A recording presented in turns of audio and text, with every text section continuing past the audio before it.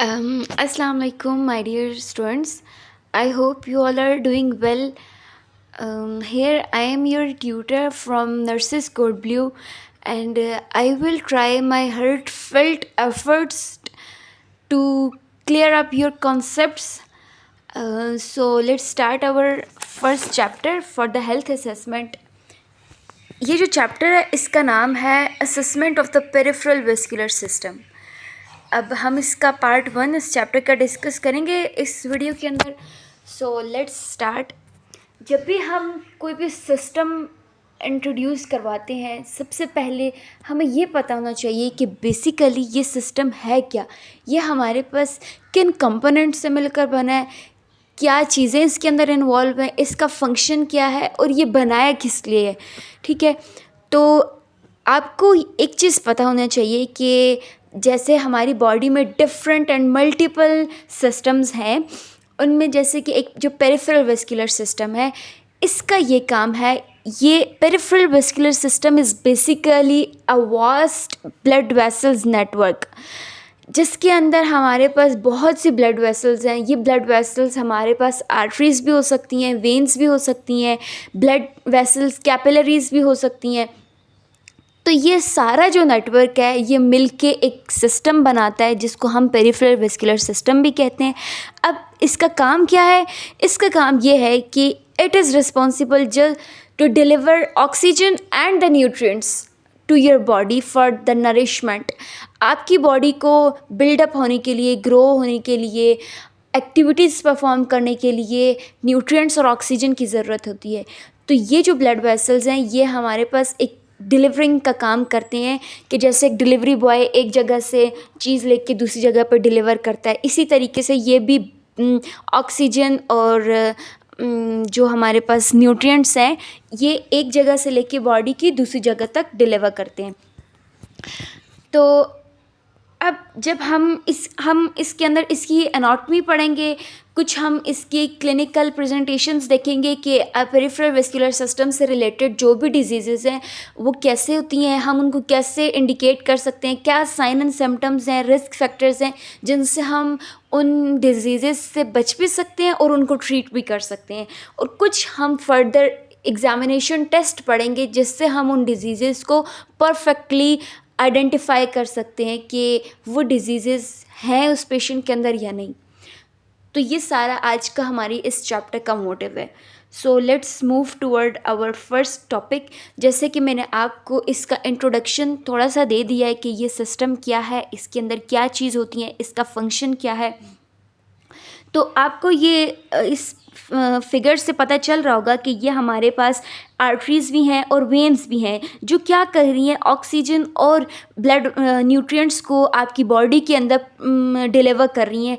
किस लिए? ताकि आपकी बॉडी परफेक्टली ग्रो कर सके, आगे नरिश हो सके। इन सारी नरिशमेंट्स के लिए ये इसको डिलीवर करते हैं। अब जब हमने कहा था कि ये जो सिस्टम है इसके अंदर आर्टरीज़, इसके अंदर कैपिलरीज़ और वेन्स, लिम्फ नोड्स, ये सारी चीज़ें इसके अंदर आती हैं। तो हम वन बाय वन इनको डिस्कस करेंगे कि ये क्या चीज़ें हैं। तो हमारे पास पहला जो टॉपिक आ रहा है वो है आर्टरीज़ का। तो आपको पता होना चाहिए कि आर्टरीज़ क्या हैं। आर्टरीज़ हमारे पास वो ब्लड वेसल्स का कंपोनेंट है। इनका क्या काम होता है कि अब दोनों हमारे पास वेन्स भी ब्लड को ट्रांसफ़र कर रही हैं, डिलीवर कर रही हैं, और आर्टरीज़ भी कर रही हैं। लेकिन अब इनके अंदर एक मेजर डिफरेंस है। वो क्या डिफरेंस है कि जो आर्टरीज़ होती हैं ये ऑक्सीजनेटेड ब्लड को कैरी करती हैं अवे फ्रॉम द हार्ट, आपकी हार्ट से लेकर इसको बॉडी के अंदर डिलीवर करती हैं। ठीक है, जबकि जो वेन्स होती हैं ये डीऑक्सीजनेटेड ब्लड को ट्रांसफ़र करती हैं हार्ट की तरफ ताकि वो परफेक्टली रिफ़ाइन होकर दोबारा से बॉडी की तरफ जा सके। तो इनका ये डिफरेंस है। अब आपको कुछ डिफरेंसेस इनके बारे में पता होना चाहिए। जैसे एक मैंने इनके ब्लड ट्रांसफ़र का बता दिया। फिर जो आर्टरीज़ होती हैं वो आपने देखा होगा कि आर्टरीज़ ज़्यादातर पिंकिश कलर में होती हैं। ठीक है, और जो वेन्स होती हैं वो एक रेड सा कलर दे रही होती हैं आपको। जब आप ब्लड लेते हैं ना, ब्लड सैंपल, तो भी आपको उसके अंदर परफेक्टली एक क्लियर क्लू मिल जाता है कि ये आर्टीरियल ब्लड लिया हमने या क्या। ठीक है, अब जो आर्टरीज़ होती हैं वो डीप होती हैं, लेकिन जो वेन्स होती हैं वो सुपरफिशियल होती हैं। जब आप एबीजीज़ के लिए आर्टेरियल ब्लड लेते हैं तो आप देखेंगे कि आप डीप डाउन, ठीक है, आप उस ब्लड सैंपल को कलेक्ट करते हैं, जबकि आप वेन से जब ब्लड सैंपल लेते हैं तो आपको सुपरफिशियली आपको आर्टरीज वेन्स विजिबल होती हैं, तो आप उनसे ब्लड सैंपल ले लेते हैं। तो ये भी इनके कुछ डिफरेंसेस हैं। अब हम इस आर्टरीज़ को डिस्कस करते हैं कि हमारी अब जो आर्म्स हैं, आर्म्स के अंदर कौन सी आर्टरीज़ हैं और लेग्स के अंदर कौन सी आर्टरीज़ हैं। तो आपके आर्म्स के अंदर बेसिकली 3 तरह की आर्टरीज़ होती हैं। एक होती है ब्रेकियल आर्टरी, एक होती है रेडियल आर्टरी और एक होती है अल्नर आर्टरी।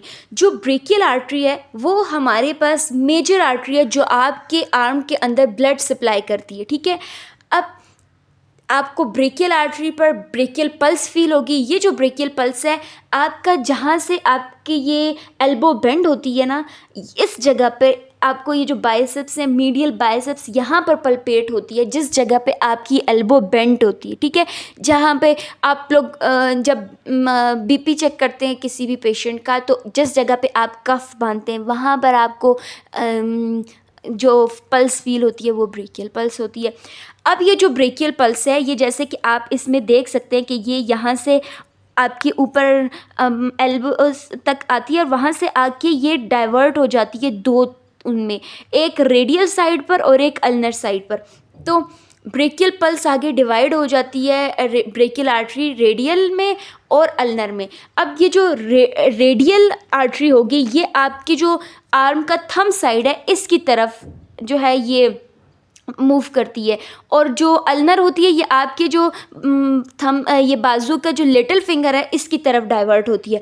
और ये भी क्या करती हैं कि ये ब्लड सप्लाई कर रही होती हैं आपके आर्म को, पूरे बाजू को, हैंड को ब्लड सप्लाई कर रही होती हैं, even up to the fingertips, ताकि किसी के, अब देखो आप जहाँ पे ब्लड सप्लाई नहीं होता वहाँ पे क्या हो जाता है कि फ़ौरन से साइनोसिस हो जाती है। क्यों? क्योंकि वहाँ पर ऑक्सीजन और न्यूट्रिएंट्स नहीं मिल रहे होते।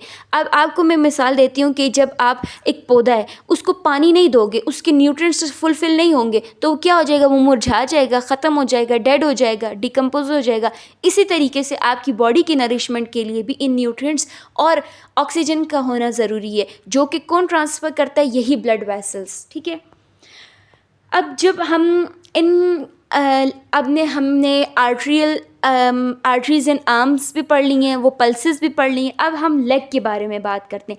लेग के अंदर आपकी 4 आर्टरीज़ होती हैं। एक होती है फीमोरल आर्टरी, एक होती है पॉप्लेटियल आर्टरी, एक होती है डॉर्सल पैडेस आर्टरी और एक होती है पोस्टीरियर टिबियालिस। जो अब जैसे हमने कहा था कि सबसे आपकी जो मेजर आर्टरी है आर्म के अंदर वो कौन सी है, ब्रेकियल आर्टरी। ये आपका एमसीक्यूज आ सकता है। इसी तरीके से आपकी जो लेग है वहाँ पर लेग्स में आपकी फेमोरल आर्टरी जो होती है वो मेजर आर्टरी होती है, ठीक है।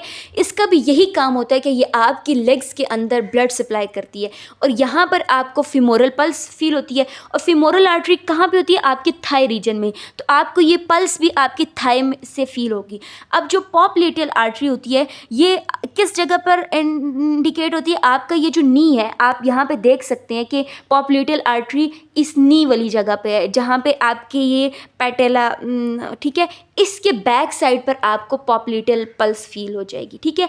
अब हम अगर डॉर्सल पैडेस की बात करते हैं तो डॉर्सल पैडेस आप देख सकते हैं कि आपकी टॉप ऑफ द फुट पर होती है और यहीं पर आप अगर फील करें तो आपको डॉर्सल पीडियस पल्स भी फील हो जाएगी।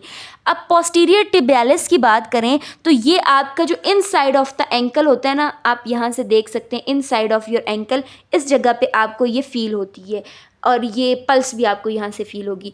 तो आर्टरीज़ आपने पढ़ ली कि किस तरीके से ये आपके आर्म्स को और लेग्स को ब्लड सप्लाई कर रही हैं। और आर्म्स के अंदर 3 आर्टरीज थी, ब्रेकियल, रेडियल और अल्नर, और लेग्स के अंदर फीमोरल, पॉप्लेटियल, डॉर्सल पैडिस और पोस्टीरियर टिबियालिस, ये सारी पल्सेस हैं। अब जब हम वेन्स की बात करते हैं तो वेन्स भी ऑल्दो ये ब्लड वेसल्स का कंपोनेंट है, ये भी क्या करती हैं कि आपकी आपके बॉडी में जो भी डीऑक्सीजनेटेड ब्लड होता है वो लेके जाती हैं हार्ट की तरफ, ताकि वो वहाँ से प्यूरिफिकेशन हो सके उसकी, और वो वहाँ से ऑक्सीजनेटेड होकर आपकी बॉडी को दोबारा से रिटर्न हो सके, ठीक है। ये एक साइकिल चलता रहता है कि एक जगह से लिया, दूसरी जगह दिया, वहाँ से उसकी प्यूरिफिकेशन हुई तो वो वापस बॉडी के अंदर आ गया। अब जो वेन्स होती हैं, वेन्स हमारे पास बेसिकली 3 टाइप्स ऑफ वेन्स होती हैं। यहाँ पर आपकी स्लाइड्स में 2 वेन्स को डिस्कस किया गया, 2 तरह की टाइप्स को, सुपरफिशियल और डीप। लेकिन आपकी बेसिकली आपको पता होना चाहिए कि 3 तरह की वेन्स होती हैं। एक होती है सुपरफिशियल वेन्स, एक होती हैं डीप वेन्स और एक होती हैं परफोरेटर वेन्स। अब जो वेन्स होती हैं ना, वो आपकी बॉडी के 70% जो ब्लड वॉल्यूम होता है वो वेन्स के अंदर होता है, ठीक है। अब हम बात करते हैं एक एक टाइप की कि सुपरफिशियल वेन्स। आपको नेम से इंडिकेट हो रहा है कि सुपरफिशियल का क्या मतलब है, कि that are superficially present on your skin, ठीक है। स्किन आपकी स्किन के, आप स्किन से देख रहे होते हैं ना, आपको वेन्स विजिबल होती हैं, ये सुपरफिशियल वेन्स होती हैं, ठीक है। तो इनको हम सुपरफिशियल वेन्स कहेंगे। ये आपकी स्किन के क्लोजली लोकेट होती हैं। इसमें हमारे पास कौन सी एग्जांपल्स आ जाती हैं, ग्रेट स्फेनस वेन की और स्मॉल स्फेनस वेन की। अब आपको पता है कि जो ग्रेट स्फेनस वेन है ना, ये आपकी लॉन्गेस्ट सुपरफिशियल वेन है। अगर आपको एमसीक्यूज़ में पूछे कि which is your longest superficial when, कि सबसे बड़ी सुपरफिशियल वेन कौन सी है कि जो क्लोज टू योर स्किन है, तो वो हमारे पास ग्रेट स्फेनस वेन है। और एक होती है आपकी स्मॉल स्फेनस वेन, जो कि आपकी posterior side of your leg present होती है, ठीक है। अब डीप वेन्स की बात करें तो डीप वेन्स आपकी बॉडी में थोड़ा डीपली प्रेजेंट होती हैं, ठीक है। हम जब ब्लड सैंपल ले रहे होते हैं तो हम कहते हैं ना कि इस पेशेंट को क्या कहते हैं, इसकी वेन्स डीप है, इसकी वेन्स नैरो है, इसकी वेन्स सुपरफिशियल है। तो ये क्या है कि हम वेन्स की क्वालिटी बता रहे हैं कि वेन्स किस कंडीशन में प्रेजेंट है आपकी बॉडी के अंदर, सुपरफिशियली है, डीप है, ये क्या है, ठीक है। तो डीप वेन्स में जैसे कि एग्जांपल उन्होंने बताई हुई है फिमोरल वेन्स की। फिमोरल वेन्स जैसे मैंने बताया है कि मेजर लेग वेन है, जो कि आपकी लेग्स को ब्लड सप्लाई करती हैं, तो ये थोड़ा डीपली प्रेजेंट होती हैं, ठीक है। अब परफोरेटर वेन्स की भी मैंने बात की थी। तो परफोरेटर वेन्स क्या करती हैं कि ये आपके सुपरफिशियल और डीप वेन्स को आपस में जिस जगह पे कनेक्ट करती हैं, वो बेसिकली परफोरेटर वेन्स होती हैं, जो आपके डीप वेन्स को और ये सुपरफिशियल वेन्स को आपस में कनेक्ट करेंगी। वो क्या होंगी, आपकी परफोरेटर वेन्स होंगी। तो आपको इनकी एग्जांपल्स भी याद होनी चाहिए। आपको एमसीक्यूज़ में इस तरह से भी पूछ सकते हैं कि जो फिमोरल वेन है वो कौन सी वेन है, तो आपको फ़ौरन से आप क्लिक कर लें कि ये डीप वेन्स हैं, ठीक है। नेक्स्ट हम मूव करते हैं लिम्फ नोड्स की तरफ। आपको पता है कि आपकी बॉडी के लिए इम्यूनिटी की ज़रूरत होती है। अब अल्लाह ताला ने आपकी बॉडी के अंदर जो इम्यूनिटी होती है वो डिफरेंट तरीके से आपको प्रोवाइड की होती है, ठीक है। लिम्फेटिक सिस्टम के थ्रू इम्यूनिटी, ठीक है, आपको मिल रही होती है। तो लिम्फ नोड्स भी आपकी बॉडी की प्रोटेक्शन, आपकी बॉडी को इम्यून सिस्टम, आपकी बॉडी के डिफेंस के लिए बनाए गए थे। लिम्फ नोड जो होते हैं ये हमारे पास स्मॉल बीन शेप्ड होते हैं, और ये इम्यून सिस्टम फिल्टर्स के तौर पे भी हम इनको कह सकते हैं। इनका क्या काम होता है कि ये भी आपकी बॉडी से जितना भी जर्म्स, वायरसेस, एबनॉर्मल सेल्स होते हैं, उनको ये ट्रैप करते हैं और आपकी बॉडी के लिए डिफेंस का काम करते हैं। अब आपको पता होना चाहिए कि आपकी बॉडी में किस तरीके के लिम्फ नोड्स प्रेजेंट है। आपके कुछ लिम्फ नोड्स आपकी आर्म्स में हैं, कुछ लेग्स में, और भी डिफरेंट पोजीशंस में होते हैं। हम स्लाइड्स में इनकी डिस्कशन कर रहे हैं कि आपके आर्म्स में कौन से लिम्फ नोड्स हैं और लेग्स में कौन से हैं। जो आर्म्स में लिम्फ नोड्स हैं वो एपिट्रॉकुलर नोड्स होते हैं। ये आपका जो आर्म है, ठीक है, आपकी जो एल्बो है, जहाँ पे आपको ब्रेकियल पल्स भी फील होती है, above 3 centimetre above your elbow आपकी एपिट्रॉकुलर नोड्स प्रेजेंट होते हैं। और अगर लेग्स की बात करें तो लेग्स में 2 तरह के ग्रुप्स होते हैं लिम्फ नोड्स के। एक होते हैं हॉरिजॉन्टल ग्रुप और एक होता है वर्टिकल ग्रुप। जो हॉरिजॉन्टल ग्रुप होता है ये आपका एंटीरियर थाई और जो इंग्विनल लिगामेंट्स होती हैं, बिलो योर इंग्विनल लिगामेंट्स, यहाँ भी प्रेजेंट होते हैं। और जो वर्टिकल होते हैं ये आपका जो स्फिनस वेन का अपर पार्ट है, यहाँ पर ये प्रेजेंट होंगे। तो आपको इनकी लोकेशन पता होनी चाहिए कि आपकी ये लिम्फ नोड्स कहाँ पर प्रेजेंट है और उनका क्या काम है। अब जब हमारे पास एक पेशेंट आ जाता है, ठीक है, जिसको कोई भी पेरिफेरल वेस्कुलर डिजीज़ है, हम उससे किस तरीके के सवाल करेंगे, ठीक है। अब यहाँ पे स्लाइड्स में बताया हुआ है कि ask the patient about pain in arms और legs to assess for the peripheral. आप पेशेंट को पूछेंगे कि आप, ठीक है, आपको बाजुओं में दर्द हो रहा है, आपको लेग्स में पेन हो रहा है, ताकि आप उस डिजीज़ को आइडेंटिफाई कर सकें। Ask if there is intermittent claudication, आप उससे इस तरीके के सवाल पूछेंगे। आप उससे इंटरमिटेंट क्लैडुकेशन का क्या मतलब है कि मसल पेन या आपको क्रैम्प्स तो नहीं फील होते, ठीक है। फिर आप उससे पूछेंगे have you ever had any pain और क्रैम्पिंग, क्या आपको पहले भी कभी ये पेन हुआ था, ये क्रैम्प्स फील हुए थे लेग्स के अंदर, या आप कब फील होते हैं, जब आप वॉक करते हैं या एक्सरसाइज करते हैं। आप उसको साथ में कंडीशन भी बता रहे हैं ना कि आपको किस काम करने से ये क्रैम्प्स, ये पेन, ये फील होता है, ठीक है। फिर आप ये उससे पूछते हैं कि how far can you walk without stopping, कि आप रेस्ट किए बगैर कितना चल सकते हैं। फिर आप पूछते हैं कि does the pain get better with the rest, जब आपने पहले पूछ लिया कि आप रेस्ट किए बगैर कितना चल सकते हैं। फिर आप पूछेंगे कि आप जब रेस्ट करते हैं तो क्या आपको नॉर्मल आप बेटर फील करते हैं पहले से, आपके लेग्स में, आपके आर्म्स में, आपके फीट्स में, आपके हैंड्स में किसी किस्म की कोल्डनेस या नमनेस तो फील नहीं होती। फिर आप उसको ऑब्ज़र्व भी करते हैं, ठीक है, कि इसमें किसी किस्म की पेलर स्किन तो नहीं है। पेलर मतलब आपकी स्किन येलो तो नहीं हुई, साइनोस तो नहीं हुई, मतलब आपकी ये जो इन जगहों पे जो स्किन है ये इसमें कहीं ब्लू पैचेस तो नहीं बने हुए, ठीक है। ये किस लिए आप साइनोसिस को आइडेंटिफाई करते हैं, ताकि आपको पता चल सके कि क्या यहाँ पे जो ब्लड वेसल्स हैं वो अपना काम पूरा कर रहे हैं, वो अपने ऑक्सीजन और ब्लड को सप्लाई कर रहे हैं वहाँ पर। ऑब्वियसली जब साइनोसिस होगा तो आपको क्लियरली पता चल जाएगा कि यहाँ पे जो ब्लड वेसल्स हैं उनके अंदर किसी किस्म की कोई ऑब्स्ट्रक्शन है, जिसकी वजह से ये ब्लड सप्लाई नहीं हो रहा, ये ऑक्सीजन और ये न्यूट्रिएंट्स नहीं मिल रहे। और जैसे कि एक पौधा मुरझा जाता है उसी तरीके से ये वेन्स भी आपके पास साइनोज हो रही हैं। फिर आप उनके जो एंटीरियर टिबियल सरफेस है वहाँ पर हेयर लॉस को भी असेस करेंगे।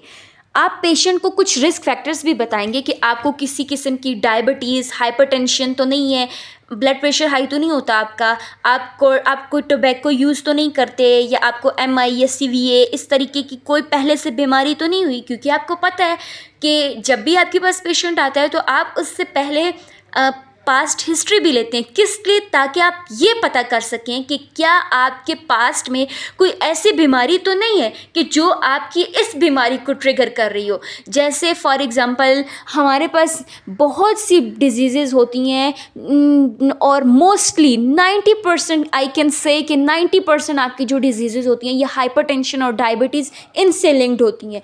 तो आप इन रिस्क फैक्टर से ये आइडेंटिफाई कर सकते हैं। फिर आप क्या पूछेंगे उससे कि symptoms of the arterial spasm, आप उससे आर्टेरियल स्पैज्म क्या होता है कि जो टेम्परेरी आपकी आर्टरी में टिंगलिंग फील होती है, ठीक है। आप उससे ये इन सिम्टम्स के बारे में पूछेंगे। फिर आप ये पूछते हैं कि do your fingertips ever change colour in cold weather और when you handle cold objects. आप उससे ये पूछेंगे कि आप जब किसी ठंडी चीज़ को हाथ लगाते हैं या आप ठंडे मौसम में जाते हैं तो आपकी फिंगर टिप्स का कलर चेंज होता है, किस कंडीशन में चेंज होता है, और अगर कलर चेंज होता है तो कौन सा कलर होता है, पैलर्स होता है या फिर साइनोसिस, मतलब अगर आपकी स्किन येलो होती है, ब्लू होती है, या क्या किस तरह की कंडीशन होती है। Ask for the symptoms of Venus peripheral vascular disease, आप वीनस पेरिफेरल वेस्कुलर डिजीज़ के रिलेटेड भी उससे क्वेश्चंस पूछेंगे। वो किस तरीके के आप पूछेंगे, आपके पाँव तो नहीं सूजते, आपको कोई अल्सर तो नहीं है ये टांगों में, एंकल में, बाजुओं में, कोई किसी किस्म का कोई वाउंड तो नहीं है आपको। Ask if there is swelling with redness और टेंडरनेस, यूनिलेटरल और बायलेटरल। आप फिर ये पूछेंगे कि अगर आपको स्वेलिंग है, अगर आपको रेडनेस है तो वो क्या है, एक जगह पे, दो जगह पे, आप उसको प्रॉपरली असेस करेंगे, ठीक है। जैसे ये आप देख सकते हैं कि आप इससे ये पूछेंगे, ये आपने देखा हुआ है कि ये एक अल्सर है, यहाँ पे नेक्रोसिस हो रही है, तो ये कंडीशन आपने पेशेंट की जो बॉडी है उसके अंदर विजिबली आइडेंटिफाई करनी है, ताकि आपको पता चल सके कि पेशेंट को किस वजह से ये बीमारी हुई है, ठीक है। और हिस्ट्री जो होती है, history is the major component, ठीक है। आपकी हिस्ट्री बहुत मैटर करती है।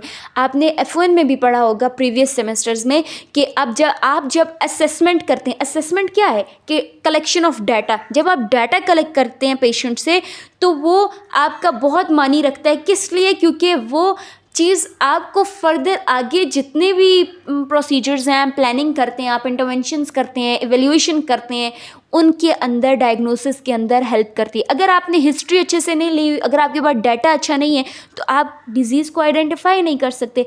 अब मैं इन क्वेश्चंस के बगैर तो बता नहीं सकती कि इसको क्या मसला है क्या नहीं, ठीक है। तो हिस्ट्री ऑल्सो मैटर्स, तो आपको हिस्ट्री अच्छे से पेशेंट की लेनी है। Next I am discussing about the pulse.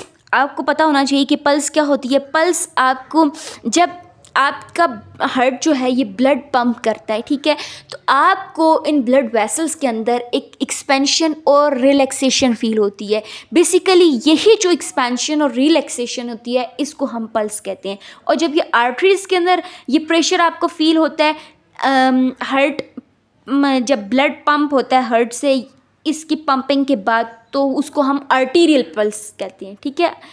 All the vessels in the arterial system have pulsation, but the pulsation can be felt only where an arteries lie near the skin.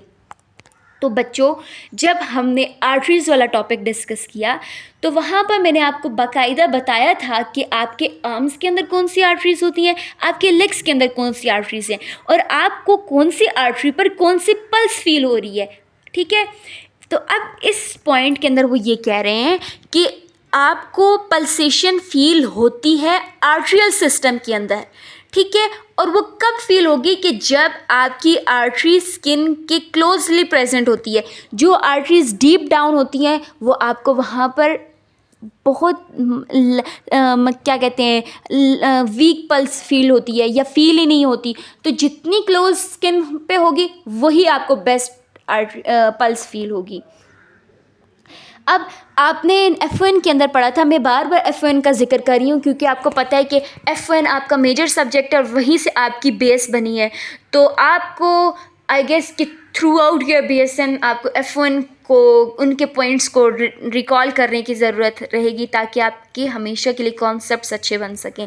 तो वहाँ पर आपने पढ़ा था कि जो पल्सेस हैं वो आप बेसिकली 9 मेजर साइट्स हैं जहाँ से आप पल्सेस फील कर सकते हैं, ठीक है। उसके अंदर उन्होंने आपको बताया था कि कौन कौन सी टेम्पोरल पल्स होती है, जो आपको टेम्पल, आपके जो ईयर का जो फ्रंट पोर्शन होता है, यहाँ से आपके फ्रंट पार्ट ऑफ ईयर, यहाँ से आपको फील होती है। रेडियल पल्स आपको थंब साइड पे, जहाँ पे रेडियल आर्टरी डाइवर्ट होती है, वहाँ से फील होती है। ये आप फर्स्ट पिक्चर में देख सकते हैं।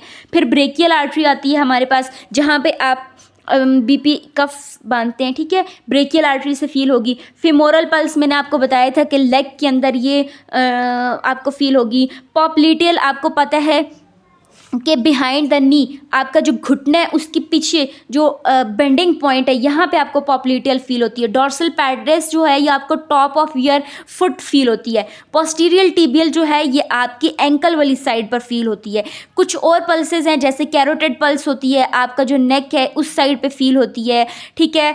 उसके बाद एक एपिकल पल्स होती है। एपिकल पल्स आपका जो चेस्ट होती है ना, जहाँ पे वो आप स्टेप के थ्रू फील करते हैं उसको, तो वहाँ पे आपको एपिकल पल्स फील होती है। तो आपको पता होना चाहिए कि हमारे पास 9 साइड्स हैं मेजर, जहाँ से आप पल्स को फील कर सकते हैं।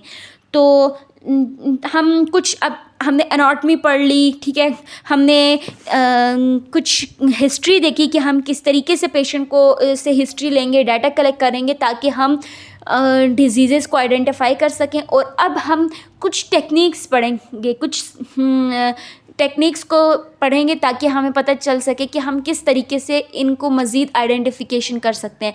तो ये हम जो है ये नेक्स्ट लेक्चर के अंदर पढ़ेंगे।